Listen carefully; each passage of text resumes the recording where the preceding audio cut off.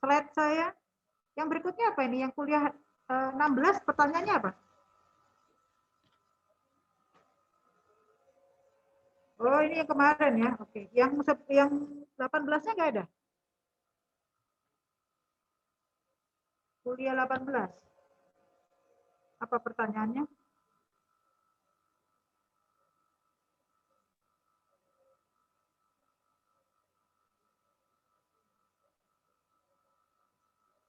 Lanjut yang kuliah 17 dulu, tapi saya tampilkan ininya ya. Baik, dokter.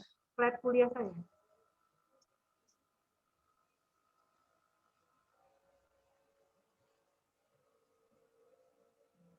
Slide kuliah saya. Materi kuliah. Oke. Iya, dok.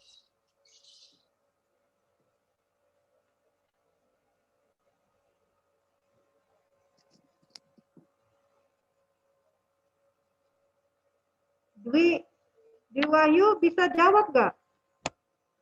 Slide-nya maju. Terus, ya, oh ini aja. Ya ini ya.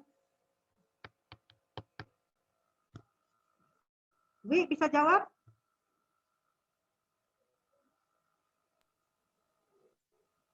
Kurang tahu, dok. Jadi teratoma masuk non seminoma apa seminoma? Lihat dari klasifikasi ini kan jelas ya. Jadi pertanyaan itu sudah terjawab dengan gambar bagan ini ya. Jadi tumor dari testis bisa primer dari memang organnya tumor dari testis sendiri, bisa merupakan reaksi sekunder dari tumor yang lain, ya. Dan bisa juga tumor di skrotum itu bukan di testisnya tapi mungkin paratestikulernya ya. Jadi karena testis itu kan dilapisi macam-macam ya. Habis testis masih ada dartos, ada segala macamnya, ada subkutis, ada kulit ya. Jadi paratestikuler ya. Jadi primarinya yang di testis ya berarti ya germ cell atau non germ cell. Kalau non germ cell ya otomatis ya Leydig cell ya. Dan Sertoli cell, terus gonadotrophlastoma, adenosea ya ini macam-macamnya. Tapi kalau yang germ cell-nya pembagiannya adalah seminoma dan non seminoma. Yang seminoma jelas ya dengan non seminoma, teratoma, embryonal CA, choriocea, yolk mix tumor itu masuk di non seminoma. Yang pastinya patologinya semua akan berbeda. Ya, seminoma berarti germ cell, jadi arahnya dari germnya ya, dari yang akan mau menjadi sperma dan yang lain ya. Jadi dari kan ada lapisan-lapisannya ya dari testis itu ya. Jadi pasti akan berbeda. Kepentingannya buat saya itu biar diurus dokter patologi anatomi ya. Ciri-ciri selnya seperti apa, bentuknya bagaimana pasti akan berbeda, tapi yang tahu dokter patologi anatomi. Ya kan? Itu barang kecil. Yang jelas saya urologi yang diurusin barang gedenya ya. Testisnya ya. Jadi PA-nya yang urus dokter PA ya. Tetapi PA ini penting kenapa? Yang nantinya akan menentukan terapi lanjutannya. Barangnya pasti diambil ya. Terapinya untuk CA penis adalah CA testis dan CA yang lainnya termasuk CA ginjal pasti embok-embokannya harus diambil dulu. Ya kan? Baru anak-anaknya. Masalahnya embok-embokannya ini pun juga harus kita tahu jenis selnya apa. Karena untuk kemo dan sinar tiap sel punya kekasan sendiri ya. Dia lebih radiosensitif, lebih kemosensitif, dan kemonya pun jenisnya juga bergantung jenis selnya. Gitu ya. Jadi ada yang bisa tahan pakai cisplatin, ada yang nggak tahan pakai cisplatin, ada yang pakai gemcitabin baru bisa lebih sensitif. Itu sama dengan halnya kuman ya. Infeksinya tetap ISK, infeksi saluran kencing. Obatnya, antibiotiknya sesuai kan kumannya kan begitu. Kuman ini pun walaupun sudah sesuai dengan antibiotik yang biasa dipakai dengan itu, tetapi tetap karakteristik tiap kuman dengan jenis yang sama pun akan berbeda. Kemal infeksi mungkin sama-sama E. coli, ya kan? Capresa juga infeksi sama-sama E. coli, tetapi karena dia tinggal di tempat yang berbeda, karakteristik kumannya juga akan pasti berbeda. Mungkin di tempat kema dia masih bisa pakai cotrimoxazole. Tepatnya si Capresa nggak bisa pakai cotrimoxazole, sudah resisten. Harus mungkin yang lebih tinggi lagi, harus menggunakan fosfomisin mungkin atau ketamisin. Jadi sama dengan hal itu, jadi kepentingan patologi anatomi untuk menentukan jenis kemonya nanti. Dia mungkin akan diterapi kemo, tapi kemo jenis regimen apa yang cocok untuk jenis teratoma, jenis embryonal CA, atau jenis seminoma atau Leydig cell yang lain. Gitu ya. Slide. Sama ya, jadi germ cell ya kan, dari spermatogenia ini loh ya. Germ cell itu kan dari spermatogenia sampai embryonic tissue ya. Nah, jadinya begini ya. Jadi germ cell ada yang spermatogenia berarti masuk ke seminoma, yang embryonic tissue berarti ya choriocea, yolk-sac sama teratoma. Slide. Nah, ini epidemiologi aja. Ingat pada ini bisa sampai usia tua ya. Tapi pasti kelainannya kalau untuk yang ini biasanya dari usia kecil ya, dari anak-anak juga bisa ya. Jadi ada kelainan dari ininya ya, yang sertoli itu lebih banyak pada anak-anak. Tapi intinya dewasa muda ya, lebih juga bisa. Oke. Ini apa UDT itu karena ininya ya, faktor risiko ya. Jadi UDT, trauma ya, intinya adalah trauma kronis ya. UDT kan undecided testis itu karena trauma kronis dari suhu abdomen ya. Lalu juga bisa juga trauma kronis karena aktivitas ya. Tonjok-tonjok ya, kalau anak laki-laki main-main kan pasti main tonjok-tonjokan ya, tendang-tendangan. Ya, Kemal gitu ya. Waktu kecil gimana? Main tonjok-tonjokan, tendang-tendangan enggak? Atau kamu main Barbie? Gimana Kemal? Gimana dok? Main tonjok-tonjokan, tendang-tendangan enggak sama temennya laki? Iya dok. Iya ya, jadi kalau dia ada undecided testis, dia nggak tahu mana yang harus dilindungi, gitu ya. Kalau testisnya normal itu kan di skrotum. Itu sebabnya kalau kita main bola, ya kan, mainan ya kan, kalau ada orang dari lawan kita sudah mau nendang ke arah daerah situ, langsung ditutupin kan. Itu mekanisme pertahanan tubuh yang paling sederhana ya, kelihatan mata gitu. Tapi kalau dia di abdomen, dia nggak tahu testisnya di mana ya kan, karena dia pikir mungkin nggak punya ya kan. Satu perut kan nggak mungkin dia tutupin ya kan. Akhirnya ditendang-tendang, kena testisnya mungkin nggak jeblok ya, nggak sampai pecah, tapi kena trauma kronis lama-lama ya bisa jadi CA ya. Slide berikutnya.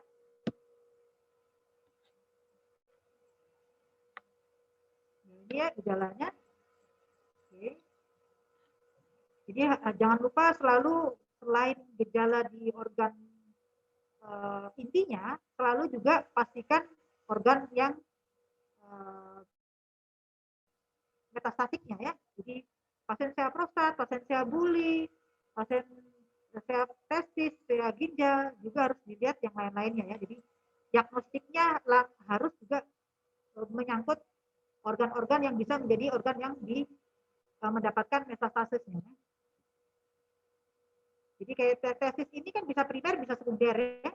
Masa di skrotum, curiganya tumor testis, bisa primer, bisa sekunder. Jadi jangan-jangan ada limfoma maligna di tempat lain ya. Jadi ada pengejarnya besar di sini. Berarti boknya yang di sini, yang di testis itu cuma anak-anakannya kan gitu. Ada tumor di para aortanya besar sekali, ternyata mesentrik tumor atau yang lain-lain. Jadi bisa jadi itu metastase di skrotumnya ya. Jadi bukan utamanya. Jadi pemeriksaan fisik tetap total dari ujung kepala sampai ujung kaki ya. Slide. Ini stagingnya ya. Oke. Dan perhatikan dia staging ini juga penting karena ini untuk germ cell dan non germ cell. Staging ini dilihat selain untuk tumor aslinya, dia juga lihat untuk yang S1, S2. S1, S2 ini adalah tumor markernya ya. Jadi untuk menentukan prognosisnya juga ya dan terapinya ya. Jadi S1 S2 ini diagnosisnya juga bisa untuk mana yang seminoma, mana yang non seminoma, dan untuk prognosisnya yang mana yang lebih baik dan lebih buruk ya. Right? Sama ya ini ya. Right? Nah ini ya, sama ya. Ini gambaran anunya aja ya. Oke. Penunjangnya tadi ya, tumor marker, alfa fetoprotein, beta HCG, LDH. Oke. Untuk penunjangnya itu tadi, terus ini histologiknya tadi ya. Histologiknya untuk yang pure seminoma, biasanya tipe plastik yang paling banyak ya. Anaplastik itu jarang, tapi biasanya lebih jelek ya. Teratoma lebih banyak ke matur imatur ya. Yang imatur pasti lebih jelek ya. Right? Untuk terapinya ya, ini terapi untuk yang seminoma ya. Set 1, set 2, set 3 ya. Jadi untuk seminoma memang pilihannya adalah radioterapi. Kemoterapi bisa dari awal, tetapi responnya lebih baik dengan radioterapi daripada kemoterapi. Berbeda dengan non seminoma, kalau non seminoma kemo dulu baru radioterapi ya, tapi harus dibarengi dua-duanya radiasi dan kemoterapi ini dengan operasi pengambilan orkidektomi radikal ya. Right? Nah, ya. Jadi pasti dengan orkidektomi, cuma untuk seminoma dia lebih sensitif dengan radioterapi, jadi dia first line-nya adalah radioterapi. Kapan seminoma kemoterapi? Kalau non operabilitas, jadi masih dianggap operabilitasnya rendah, kita kemo dulu supaya down staging, supaya mengecil jaringannya, supaya bisa dioperasi, baru operasi dan radiasi. Dengan non seminoma lebih banyak ke arah kemoterapi ya dan operasi ya, dia lebih sensitif dengan kemoterapi. Tapi intinya adalah apa? Seminoma, oma-oma-omanya kan sebenarnya jinak ya. Beda dengan karsinoma ya. Kalau karsinoma kan jelas ganas ya gitu. Jadi tumor ini kesannya jinak, tapi karena destruktif dan metastasenya besar, kemungkinan metastase penyebarannya besar, dia dikategorikan sebagai keganasan. Gitu ya. Jadi walaupun namanya oma, tapi karena dia destruktif dan mudah metastase, jadinya dia digolongkan menjadi tumor yang ganas ya.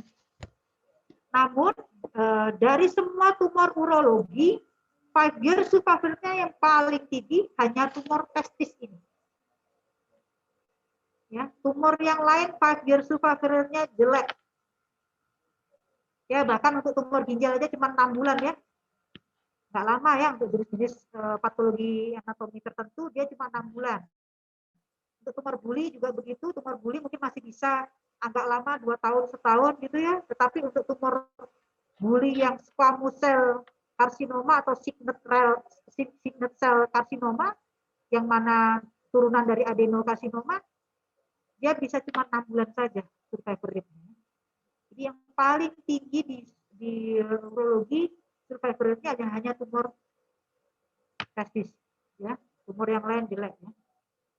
Beda dengan yang tumor mame sekarang bagus, CA septic juga bagus ya. Tapi untuk urologi hanya seminoma yang oke ya.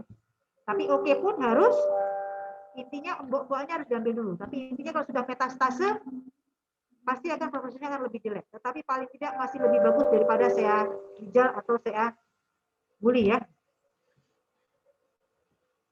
Slide. Tumor penis. Tidak ada pertanyaan tentang tumor penis?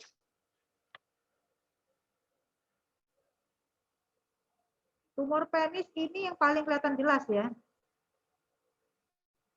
Jadi kalau tumor testis tadi kan kalau nggak diraba nggak akan tahu ya ini ada sesuatu ya. Jadi pasti kalau tumor yang lain itu biasanya tahunya lama ya. Udah 2 bulan, 3 bulan baru tahu ya kan. Bahkan bertahun-tahun baru tahu. Tapi kalau tumor penis begitu ada kelainan dikit aja pasti komplain ya. Cuman gitu kadang-kadang orang-orang tetap saja pasien itu datang dengan kondisi yang sudah nggak karu-karuan karena memang destruktifnya besar sekali karena bisa masuk ke golongan kanker yang aslinya dari kulit, jadi dia cepat ya, modelnya seperti kayak basalioma pada kulit itu kan juga cepat sekali ya, hitungan beberapa bulan sudah sangat destruktif, sudah sampai growang semuanya. Di faktor risiko jangan lupa ya, biasanya HPV infection ini juga bisa ya, human papilloma virus infection ya. Jadi biasanya ada kondilomanya dulu, ada uci-ucinya kecil dikit ya. Itu mungkin merupakan infeksi dari HPV. Jadi sexual transmitted disease dulu ya. Terus baru ada kutil-kutil dan yang lain-lain bisa jadi ini ya. Terus yang disebutkan rural area low social economic status ini kan karena kebersihannya ya. Kebersihannya dan pola seksual activity-nya yang mungkin nggak bersih atau yang bagaimana ya, jadinya tingkat resikonya akan lebih tinggi.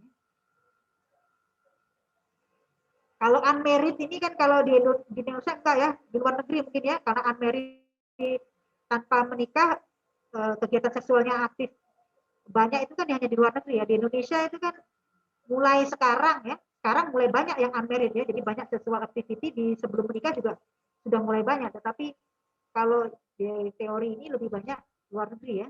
Di Indonesia sudah mulai banyak, jadi harus hati-hati ya. Resiko juga termasuk untuk tumor penis. Oke, slide berikutnya. Paling banyak SCC ya. Squamous cell karsinoma ya. Karena kulit ya, kulit kan squamous cell ya. Papillary CA juga nggak terlalu banyak ya.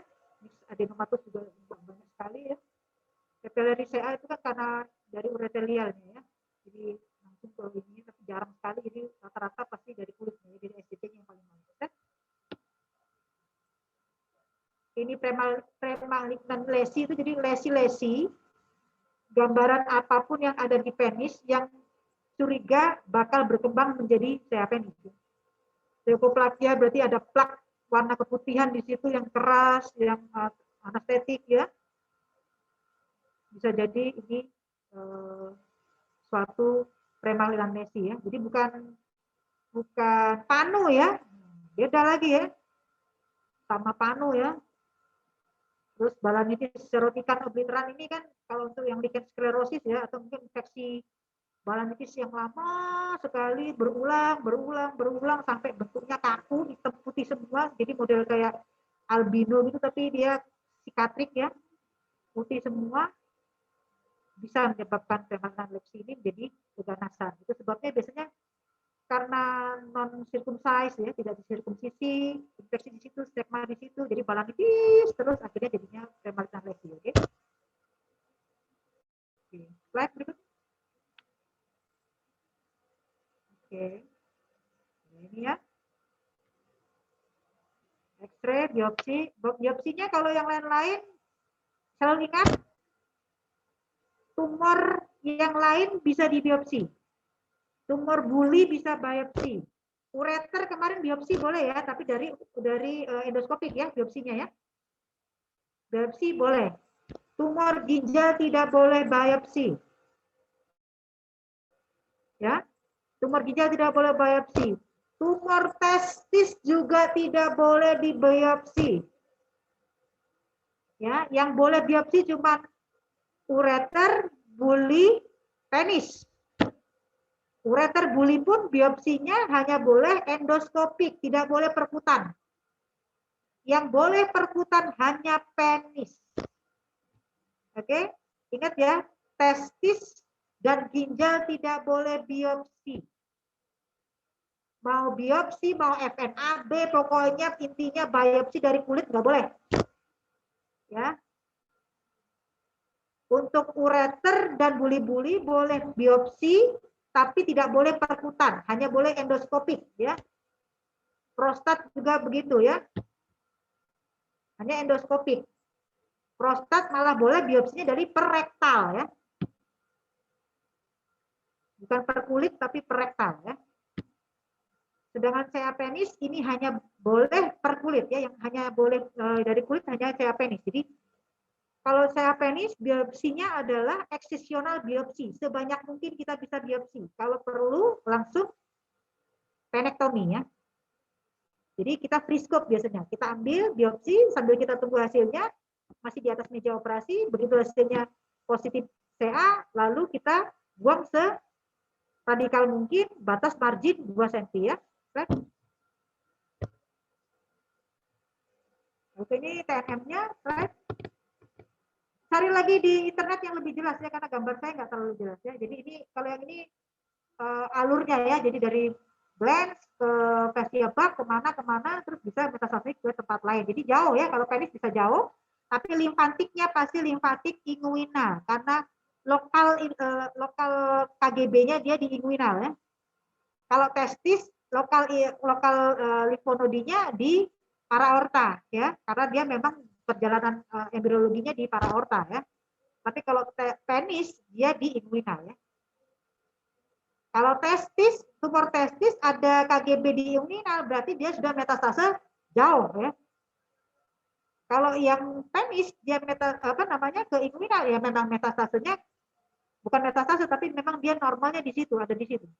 Metastasisnya dari penis itu ya di lung, liver atau KGB yang bukan regionalnya dia. Jadi bisa di paraorta, bisa di tempat lain, di leher, di kepala, itu berarti sudah metastasis jauh ya. Slide berikutnya. Ya ini gambarannya slide. Sama slide. Oke, operasinya tadi ya sudah saya sampaikan, radikal sebersih mungkin, tetapi sebisa mungkin preserve penisnya. Kalau masih bisa dipreservasi, ya dipreservasi penisnya. Tapi kalau tidak bisa, sampai batas margin 2 cm, habis saja, habiskan semua. Gitu ya. Jadi bisa parsial penektomi, bisa total penektomi. Intinya sebersih mungkin. Lalu biasanya walaupun bersih, kita lihat KGB inguinalnya ada apa enggak. Kalau KGB inguinalnya tidak terlibat, tetap dibuang semua. Jadi penektomi sekalian ambil limfonodi inguinalnya semua. Tapi kalau misalnya inguinalnya juga positif, ada metastasisnya sudah sampai ke inguinal, ditambah lagi dengan radioterapi dan kemoterapi dan terapi yang lainnya. Right? Ini yang dari NCCN aja ya. Oke, untuk yang palpable ya. Jadi ada yang palpable, ada yang non palpable inguinal ya. Jadi tadi saya sebutkannya. Jadi kalau tidak teraba KGB-nya pun tetap dilakukan diseksi ya. Bisa radikal, bisa cuma inguinalnya saja, bisa sampai ke pelvic yang lainnya ya, sampai ke paraorta juga. Slide, habis. Oke. Slide berikutnya yang untuk ginjal, tadi pertanyaannya apa? Yang tanya siapa? Yang tanya Bugis, Dok. Halo? Ya? Iya, pertanyaannya Bugis. Kenapa? Pol bawah itu apa? Ya, maksudnya upper pool. Tata laksananya untuk upper pool. Upper pool. Upper pool apa? Kista, batu, tumor. Di sini tidak dijelaskan upper pool. Ya, ya kan pokok bahasanya apa dulu, di atasnya apa? Dia masuk bagian mana? Slide ke bawah. Komplikasi pelvis ureter, Dok. Oh, lah iya tuh. Jadi harus lengkap dong. Itu yang mana? Kan ini kan anomali ginjal itu kan bukan hanya di tulisan itu. Jadi tulisan itu atasnya apa dulu ya? Pokok bahasanya apa ya? Karena saya urutkan kan di situ ya. Oke, dari awal dulu ginjal tapal kuda ya. Jangan lupa ya. Ini hanya epidemiologinya aja, slide. Slide. Ini bisa baca sendiri slide. Operasi pada ginjal tapal kuda hanya apabila terjadi gangguan fungsi. Selama dia dengan kelainan kongenital tetapi tidak menyebabkan gangguan fungsi, ya nggak perlu diapa-apain ya. Nggak ada komplikasi, nggak perlu diapa-apain ya. Nggak ada batu, nggak ada ini, nggak apa-apa ya. Nanti malah memperbaiki bentuknya supaya normal, malah jadinya resikonya malah lebih besar ya, karena operasi untuk ginjal tapal kuda itu operasi besar ya. Oke, slide berikutnya. Kista ginjal hati-hati ya, ada multikistik, ada polikistik, ada soliter ya. Multikistik pasti apa namanya bentuknya juga beda ya. Jadi kalau polikistik biasanya karena herediter ya. Multikistik itu masih ada banyak, tapi jaringan lain nggak ada ya. Kalau polikistik bisa di organ-organ yang lain. Yang berikutnya, ya, ini ya polikistik ya. Polikistik ini pasti di tempat-tempat lain ada ya. Oke, slide. Multikistik sebelahnya bisa enggak ya? Oke, slide. Slide. Ya. Intinya gini, kista ginjal tidak perlu kita kerjakan apa-apa kecuali mengganggu fungsi. Jadi kistanya itu menekan pelvis renalis, sistem pelvic system, sehingga terjadi hidronefrosis di upper pool-nya atau di distalnya, intinya menghalangi urin keluar, baru kita kerjakan tindakan. Tetapi apabila tidak menyebabkan gangguan fungsi, tidak perlu kita apa-apakan, gitu ya. Nah, kalau polikistik tadi pasti fungsinya turun karena satu ginjal isinya kista semua kan, dua-duanya pasti akan fungsi turun. Nah, kalau dua-duanya begitu kan otomatis tidak perlu kita kerjakan terapi ya. Terapinya hanya transplant ya kalau udah begitu, ganti yang baru ya. Karena dua-duanya tidak berfungsi ya karena tertekan oleh kistanya ya. Slide. Ini untuk Bosniak untuk yang simple ya. Jadi Bosniak klasifikasi ini untuk menentukan premalignan ininya ya, gejala curiga nanti bisa jadi malignan apa enggak ya. Yang lebih curiga persentasenya besar hanya di yang ketiga sama 4 ya. 2F sudah ada tapi kecil sekali ya persentasenya ya, cuma 5%. Oke, ini ya tadi sama ya, slide. Slide. Slide. Ureter ektopik, jadi ureter ektopik, ureter duplikasi, terus apa namanya uretosil itu satu paket biasanya. Memang bisa terjadi sendiri-sendiri, tapi biasanya kita nemunya lebih dari satu ya. Jadi ada ektopiknya, terus double juga ya. Slide. Nah, ini kalau ektopik letaknya bisa macam-macam ini ya. Jadi kalau laki-laki muaranya bisa berpangkal ke badanneck, uretra, prostat, vesica seminalis, dan sistem yang lainnya ya. Jadi di vas deferens bisa, di epididymis bisa, di atas juga bisa, di vesica seminalis juga bisa ya. Jadi ini kelainan kongenital dari apa namanya gangguan pada pertumbuhan awalnya ya di trimester 1 trimester 2 ya. Kalau ada anak perempuan dia di bladder neck, di uretra, vagina, vestibulum, cervix, dan uterus ya, tapi cervix uterus ini jarang ya. Slide. Gara-gara lokasi ini tadi ya, gara-gara lokasi yang tadi itu otomatis klinisnya akan macam-macam ya. Kalau laki-laki dia muaranya ke epididymis atau ke prostat misalnya ya, ke uretra prostatika atau di prostatnya atau di vesica seminalisnya, otomatis infeksi di vesica seminalis, infeksi prostatnya, bisa epididyma orchitis ini kalau dia di epididymis atau di vas deferensnya dia muaranya. Terus kalau apa namanya ektopik ini tadi dibarengi dengan uretrosil, dia bisa hidronefrosis ya, karena dia tidak lancar ya, karena biasanya ujung muaranya dia nyempit ya, dia sudah bermuara di tempat yang tidak semestinya, nyempit pula. Jadi akhirnya ada hidronefrosis dan biasanya hidronefrosis ini pasti pool atas. Karena apa? Hukumnya siapa? Begert-Meyer ya. Dwi mana Dwi Wahyu? Yang biasa baca duluan Dwi Wahyu nih. Iya, kenapa dok? Ya, hukum apa? Begert-Meyer ya. Iya begitu. Kurang. Iya, belum mau baca ya. Biasanya baca kamu, udah tak sayang kok ternyata belum baca. Oke, jadi biasanya yang ektopik itu yang pool atas ya. Jadi yang kelainan yang dari sistem yang atas ya. Karena dia muaranya lebih distal dan kadang-kadang ada stenotik sehingga akan tertimbul uretrosil ya. Jadi pasti yang atas ya. Itu hukumnya Begert-Meyer ya. Terus ini untuk yang perempuan sama yang laki juga sama ya. Jadi kalau misalnya dia ke uretra muaranya, yang terjadi adalah inkontinensia. Ya. Jadi kalau uretranya uretra yang atas ya, yang posterior, di atasnya sphincter, eksterna, dia mungkin tidak ngompol, ya, mungkin overflow saja sama ischitis ya, ya untuk yang laki-laki. Tapi kalau dia muaranya di bawahnya, distalnya dari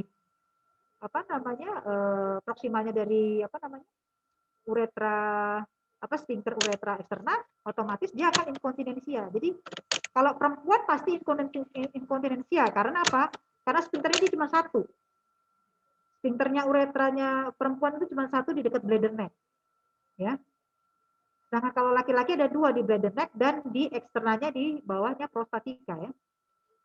Jadi tergantung dia nanti dia di mana ya, bermuaranya. Tapi kalau perempuan pasti inkontinensia alias ngompol ya. Jadi di mana pasti kelainannya kan jarang dua-duanya ya, pasti salah satu ya. Jadi ada fase di mana dia bisa kencing normal ya. Jadi baik anak laki-laki maupun anak perempuan yang mengalami ectopic ureter ini, dia masih ada fase mixi spontan biasa normalnya, tetapi juga ada di luar fase mixi itu dia ngompol. Kenapa? Karena kandung kencingnya masih bisa terisi sama ureter kontralateral dan ureter yang full bawah ya kan. Sedangkan produksi kencing yang dari full atas di salah satu sisi langsung keluar saja lewat uretranya itu jadi ngompol ya. Jadi ada fase ngompolnya terus-menerus true inkontinensia, terus-menerus dia ngompol, tapi dia juga punya fase mixi. Ya, jadi inkontinensia dan ada fase mixi ya. Terus hidronefrosis ini pasti karena full atasnya ya, dan karena stenotik juga ya. Penunjangnya hampir sama di tempat yang ektopik maupun yang duplikasi maupun yang uretrosil, bahwa USG untuk screening awal ya pasti akan kelihatan, untuk duplikasi sistem juga di fit kadang-kadang terlihat ya untuk ginjal yang ada dua, terus kemudian hidronefrosisnya akan terlihat di situ ya kan, di buli-buli kadang-kadang kelihatan uretrosilnya ya kan. Kalau di buli-buli juga bisa kelihatan uretric jet-nya juga bisa tahu, karena normalnya di trigonum dia bisa di tempat lain uretric jet-nya. Bisa di bladder neck juga bisa kelihatan dari USG. Terus kemudian PCUG itu untuk melihat, PCUG itu adalah voidic cystoureterografi. Jadi dilihat pada saat dia penuh, mungkin ada feeling defect dari uretrosil atau yang lain-lain ya. Tapi juga untuk melihat refluxnya. Ya, jadi ada refluxnya nggak ke atas gitu. Kalau reflux ke atas bisa kelihatan ya. CT abdomen pelvis pasti untuk diagnosis pastinya atau MRI. Sistoskopi untuk melihat aslinya ya. Ektopiknya dia di mana? Dicari muara ureternya ya. Di sistoskopi dilihat. Apakah di trigonum, di luar trigonum, di distalnya di mana? Di bladder neck atau di uretra bisa kelihatan. Ya, terus diuretik renografi atau renografi DMSA itu untuk melihat fungsi ginjal melalui radioisotop ya. Jadi untuk melihat ginjalnya ini dari anatomi ginjal satu itu tadi masih semua berfungsi apa enggak. Jadi uptake dari radiofarmaka itu tadi akan kelihatan. Jadi radioisotop atau radiofarmaka itu akan kelihatan bahwa oh full atas ini masih berfungsi, oh full bawah ini sudah hilang. Nanti ada grafiknya berapa persentase full atas berfungsinya, full bawah berapa, dan ginjal kontralateralnya bagaimana.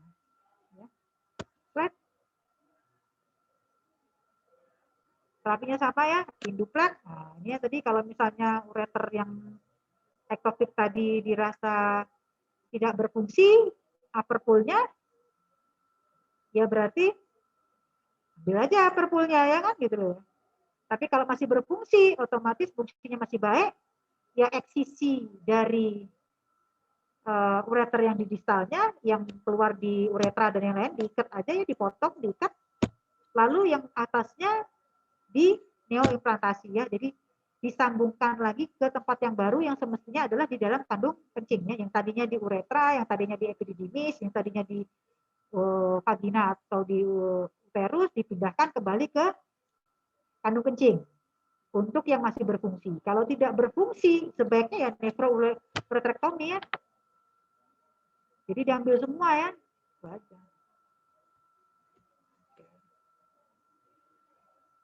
Slide. Duplikasi pelvis ureter ya, ini tadi ya. Selalu ingat definisinya ya. Duplex kidney atau apa ya?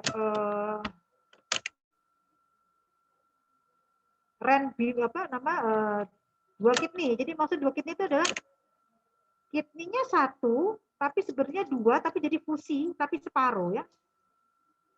Lalu ada apa namanya? Sehingga akan terbentuk pelvical sistemnya jadi dua ya. Jadi pielumnya ada dua.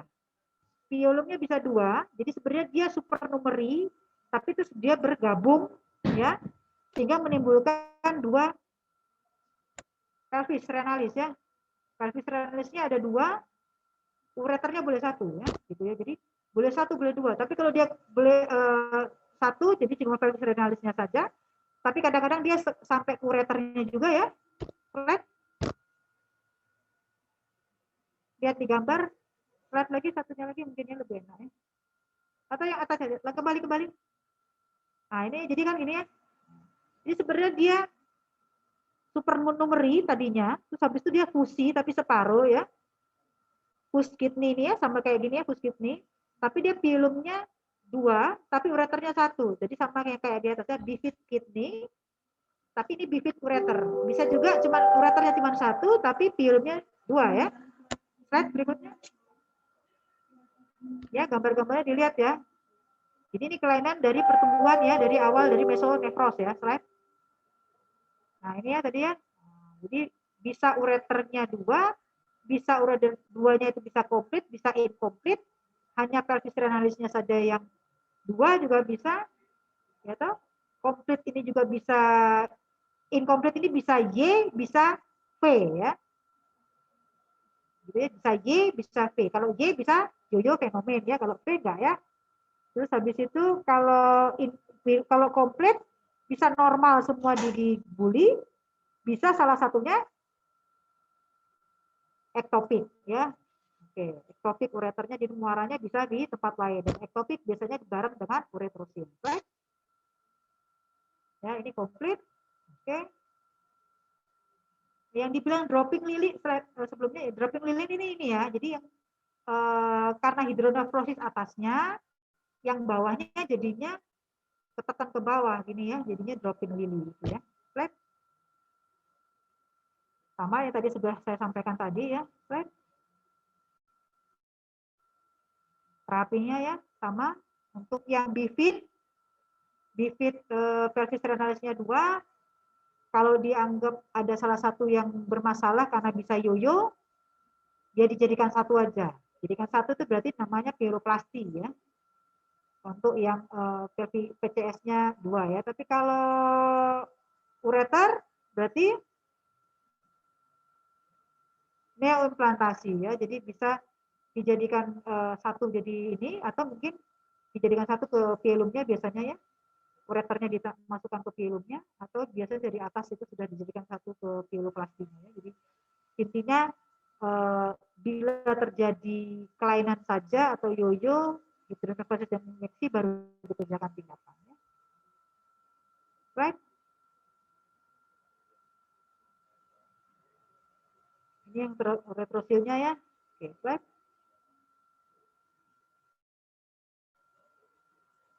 Nah, ini ya kalau yang ektopik biasanya berada atau di uretra ya, uretrosil. Jadi red ini gambarnya. Nah, ini ya, jadi biasanya intravesika. Kalau ektopik berarti bukan hanya saja di intravesika, tapi dia juga nongol ke bladder neck atau ke uretra. Kalau laki-laki nggak kelihatan ya, kalau sistoskopi baru kelihatan. Kalau perempuan kadang-kadang masih bisa kita lihat ada tumornya di muara uretra. Bahkan kadang-kadang untuk sistokel ini kadang-kadang bisa juga sampai saking besarnya bisa sampai nekan ke buli-buli ya. Bahkan keluar dari vagina atau keluar dari uretranya gede banget ya. Sampai bingung ini tumornya tumor uretra apa tumor vagina ya, kita nggak tahu ya. Padahal sebenarnya ini mungkin sistokel ya. uretrofil dan subtofil. Oke. Slide.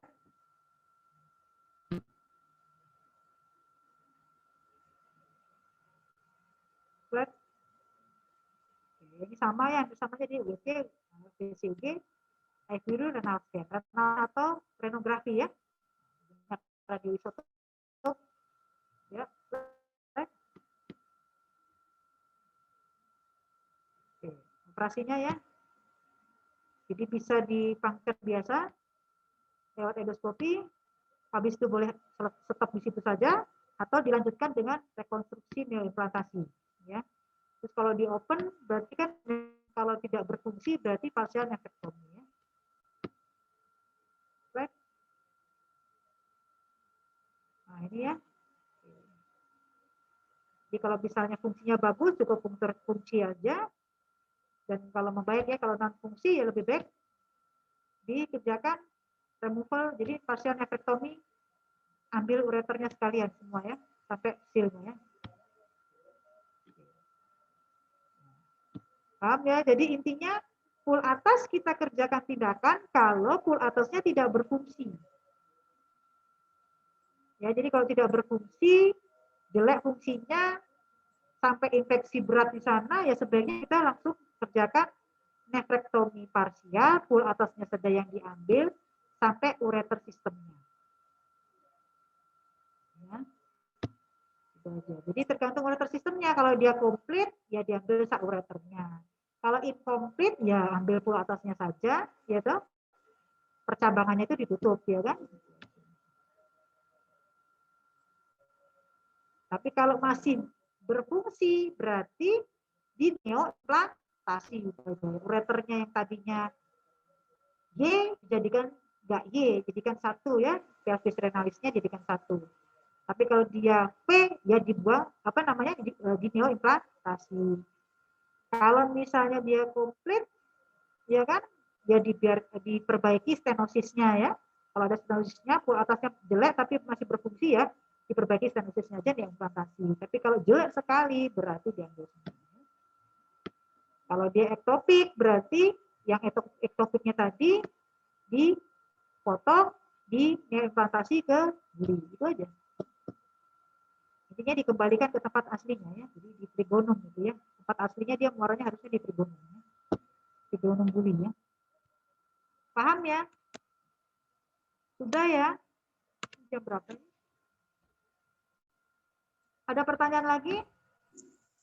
Dok, izin bertanya. Ya? Kalau yang tadi tumor kan dikatakan bahwa yang ginjal tidak boleh dibiopsi. Tapi yang penunjang di kistik yang di kista ginjal itu saya menemukan USG-nya itu juga bisa buat guidance, buat aspirasi untuk menentukan apakah ini ganas, dan ketika ganas itu bisa diangkat. Itu bagaimana, Dok? Nah, jadi pasien itu, kalau kista, aspirasi hanya dikerjakan untuk yang simple. Ya. Simple yang bosniaknya jelas ya. Jelas kalau kita bosniaknya tadi tinggi, nggak boleh aspirasi. Jadi kista selalu lihat bosniaknya. Dia mas bosniak berapa? 1, 2, 3, apa 4 kan gitu. Yang jelas kalau semakin tinggi bosniaknya, otomatis kita lebih baik tidak perlu biopsi. Tidak perlu aspirasi. Ya kan? Karena terapi definitifnya, kalau untuk kista yang besar, mau dicoblos berapa kali ya kan? Untuk aspirasi ginjal. Kan nggak mungkin kan? Jadi lebih baik langsung buka. Dibuka, kita reduksi kistanya, kita PA. Ya, jadi intinya mau buka maupun diaspirasi, kalau dia bosniaknya tinggi, ada resiko keganasan dan stadiumnya langsung naik langsung stadium 4. Jadi pasien harus diedukasi. Dan kalian harus bisa mempertimbangkan tadi itu tadi, bahwa ini bosniaknya tinggi, ada kemungkinan CA, kalau kamu kerjakan ini itu bisa jadi stadium 4. Aja. Dan kalian harus berani bertanggung jawab dengan itu. Itu sebabnya ini subspesialistik. Jadi spesialis yang kerjakan. Saya tidak pernah biopsi untuk pasien ginjal maupun kista maupun apapun ya. Permisi dok. Kista kalau memang bosnya agak tinggi, biasanya saya CT scan, saya lihat, saya pastinya kalau mau tahu ini jinak atau ganas, kemungkinannya besar ada ganas, ya nefrektomi, ambil ginjal. Dia langsung di PA. Gitu ya. Iya, terima kasih dok. Izin tanya. Jangan diaspirasi sembarangan ya kalau bosnya tinggi ya. Iya dok. Kecuali sudah ada metastase ya. Kapan biopsi ginjal boleh dikerjakan kalau sudah yakin ada metastase? Curiga itu metastase satu dari ginjal. Contoh, pasien ada flank mass, ada kista yang bosniak 4, bosniak 3, dan ada suatu proses di spine ya, tulang belakangnya, ada lesi di sana yang hyperdense ya. Jadi lalu ada nyeri-nyeri tulang di tempat yang lain atau paru-parunya ada nodul segala macam ya. Atau di otaknya ada tumor juga mungkin ya. Karena kita curiga ada sesuatu, kita nggak tahu ini tumor ini mbok-mbokannya yang mana ya. Apakah induknya adalah yang dari ginjal ataukah induknya yang dari spine-nya ya. Kan bisa ya, kanker tulang juga bisa kan? Kanker otak juga bisa, kanker paru juga bisa. Jadi pada saat itu karena dia dianggap sudah stadiumnya, kalau operasi kalau pasien ini memang tumor ginjal pun juga sudah stadiumnya sudah tinggi, untuk paru pun juga stadiumnya juga sudah tinggi karena sudah ke organ lain, untuk tulang pun juga sudah tinggi metastasenya ya kan? Kita biopsi baru. Kenapa? Biopsinya hanya untuk menentukan kemopaliatifnya. Kemopaliatifnya itu regimennya nanti cocok dengan apa. Jadi yang dibiopsi bukan hanya ginjalnya, pasti yang di tulangnya juga dibiopsi, yang di parunya juga dibiopsi. Untuk tahu bahwa ini jenisnya memang induknya yang mana. Ginjalnya, parunya, apa tulangnya. Kan begitu. Nanti kalau ternyata, oh ini jenisnya tumornya yang di metastase ini ternyata jenisnya tumor tulang. Kemonya disesuaikan dengan kemonya tumor tulang. Oh ternyata yang di paru sama di tulang belakangnya itu selnya sama kayak yang di ginjal. Ya berarti nanti kemonya kayak yang di ginjal. Jadi kalau sudah yakin itu metastase baru boleh biopsi. Tapi kalau belum stadium masih rendah, jangan sekali-kali biopsi. Biopsinya langsung tumornya, barangnya, grossnya itu yang di PA. Karena supaya stadiumnya nggak naik ya.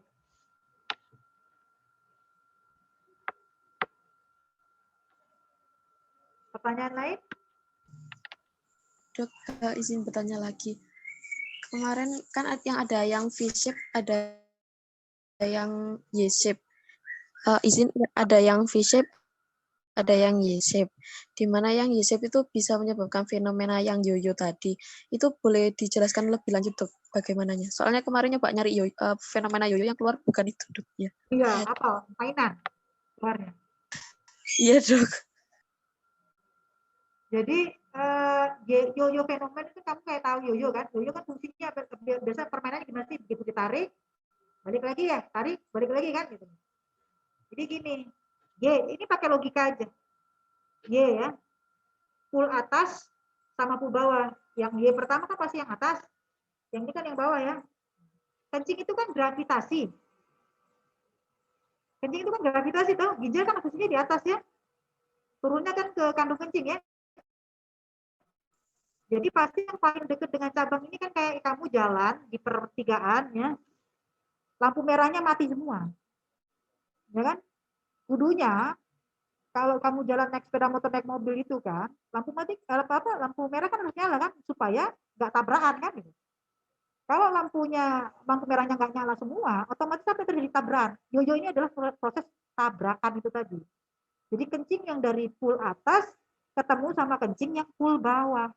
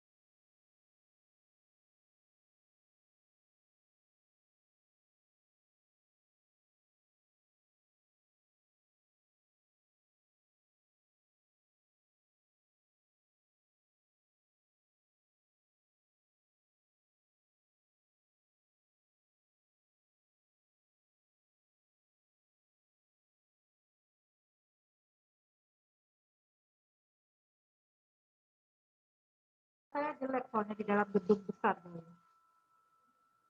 Itu ya, jadi paham ya. Saya pakai logika aja jelasinnya. Jadi ada pertigaan ya, mobilnya tabrakan ya. Ya. Ibaratnya di pertigaan itu loh, jembatan Soekarno-Hatta ya. Nah, anggap aja begitu ya. Yang jalannya belok duluan lebih gampang daripada yang dari Soekarno-Hatta ke arah Dinoyo ya. Dinabrak. Jadi yang pool bawah langsung jalan, ya kan? Yang pool atas kalau mau jalan harus nabrak dulu dengan yang kencing yang dari pool bawah, ya sistem yang dari yang bawah. Otomatis sebagian bisa masuk, sebagian balik lagi ke ginjal. Itu namanya yoyo. Itu sebabnya pool yang atas pasti bermasalah. Lebih banyak yang bermasalah yang pool atas gara-gara itu. Ya, jadi yoyo fenomen kayak gitu ya. Jadi karena balik ya, refleks itu tadi. Karena kan yoyo itu kan juga mainnya dilempar balik lagi, dilempar balik lagi. Jadi ini juga gitu, kencingnya dikeluarin tapi balik lagi. Jadi karena nggak bisa masuk ke ureter, rebutan masuk ke ureternya bareng sama yang kita ya. Pertanyaan lainnya? Ada? Izin bertanya, Dok. Ya, Cepresa ya. Ya, Dok. Jadi apakah fenomen itu juga terjadi pada duplikasi piala uretra atau tidak, Dok? Karena kan di Wegermeyer-nya tuh dia kan ada 2 jalur yang terpisah, Dok. Apakah terjadi reflux juga atau tidak, Dok? Refleks iya, tapi yoyonya enggak. Yang dibilang yoyo itu karena pertigaan tadi. Pertigaan itu dibilang yoyo. Tetapi untuk Wegermeyer istilahnya itu bukan yoyo, tapi pasti refleks. Jadi kenapa? Karena gini loh, ureter itu yang terbentuk bisa jadi ada kelainan pada sphincternya. Jadi sphincter yang yang dari pool atas itu kan stenotik, ya kan? Habis stenotik dia jadinya uretrosil, lalu dilatasi, akhirnya apa? Sphincternya tambah jadinya, walaupun kecil tapi sphincternya itu nggak berfungsi dengan baik. Akhirnya kencing yang dari kandung kencing bisa reflux ke sana. Dan lagi pula apa? Dia kan produksi kan 24 jam ya. Kencing yang dari pool atas, dari ginjal itu kan diproduksi 24 jam. Yang harusnya dikeluarin ke kandung kencing, nggak bisa dikeluarin ke kandung kencing kan? Karena rebutan dia mau mengeluarkan ke kandung kencing. Akhirnya kan dilatasi. Ya kan? Numpuk dengan proses hidroureter uretrosil. Pada pemeriksaan BPCUG, begitu buli kita isi penuh, sphincter yang tidak berfungsi itu tadi, namanya air kan walaupun lubang seujung jarum aja bisa masuk ya, bocor ya. Jadi begitu diisi, bocornya masuk ke ureternya tadi. Reflux. Makanya tetap dikerjakan reflux tadi ya. Di PCUG itu sebagai untuk melihat itu reflux tadinya ya. Melihat kondisi kandung kencing dan untuk melihat adakah urin yang kembali di sistem itu tadi. Dan biasanya kan ada infeksi selain stenotik si sphincternya nggak berfungsi, infeksi juga menyebabkan malfungsi dari sphincter. Baik itu sphincter yang stenotik itu tadi maupun sphincter yang satunya yang normal ya. Karena infeksinya bisa pengaruh semua. Ya.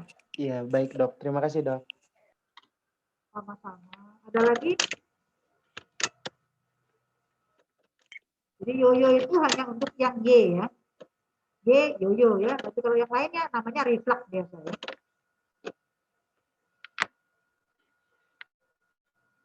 Dwi mau nanya, Dwi. Iya, Dok. Untuk yang cobra head itu bagaimana ya, Dok? Berapa? Yang cobra head. Itu gambaran di radiologis ya. Oh, ya, Dok. Baik, Dok. Ya, Terima kasih. gambaran di radiologis. Nanti lihat lagi coba cobra head gitu ya. Sampai kayak dropping lily ya gitu tadi. Cobra head, dropping lily, mana lagi. Tapi intinya adalah kelainan dari ureter tadi ureter apa? Ya. Terima kasih, Dok. Ya.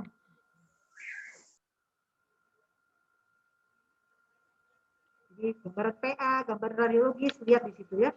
Nah, ada kok di Google, kamu search di Google aja langsung keluar kok gambaran radiologis ya. Dropin Willy, kalau yoyo memang nggak ada ya, tapi logika ya. Kalau yoyo itu pakai main logika aja ya. Gambarnya pasti nggak ada ya. Dia cuma statement aja mengatakan bahwa nanti akan terjadi yoyo fenomen karena aliran balik itu tadi terhambat oleh kencing yang vital. Cobra head, ada lagi macam-macam, ada gambaran tasbih, ada gambaran mode item gitu ya, gambar-gambar radiologis yang menandakan untuk kelainan-kelainan tertentu ya. Tapi untuk yang kelainan ginjal ureter ini memang cobra head dan si dropin Willy ya. Sama yang di bulinya ada sesuatu ya, bol ya. Buli ya. Ada gambaran filling defect ya, untuk bulinya, untuk yang uretrosil ya.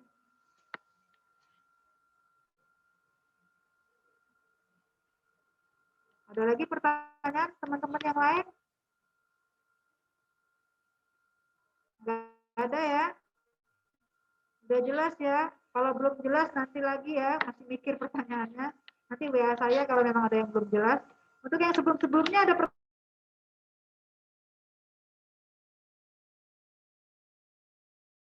pertanyaan lainnya? Nggak ada. Yang saya tekankan itu tadi ya, jangan biopsi FNAB apapun untuk ginjal testis ya. Kecuali memang benar-benar sudah ada metastase ya. Jadi kalau testis sudah curiga ada metastase boleh biopsi. Ya, tapi kalau belum, tapi biasa pun saya testis pun tidak biopsi. Jadi testis itu biasanya kita ambil aja kan, barangnya kan kelihatannya, operasinya juga nggak terlalu berat seperti ginjal ya. Jadi tidak terlalu besar sekali operasinya. Jadi kalau testis tidak pernah biopsi. Walaupun ada metastase, jadi ambil saja buah-buahnya, baru kita barang itu yang kita PA-kan. Tapi kalau ginjal, karena operasinya besar sekali untuk ambil ginjal, otomatis kalau sudah ada metastase, biopsi masih boleh. Ya. Biopsi masih boleh kalau sudah ada metastase. Tapi kalau belum ada metastase, jangan sekali-kali.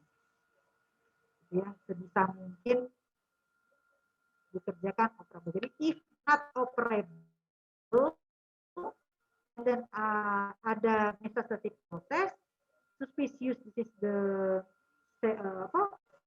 B atau stadium 4, bolehlah kamu kerjakan biopsi. Tapi kalau tidak, lebih baik nggak usah.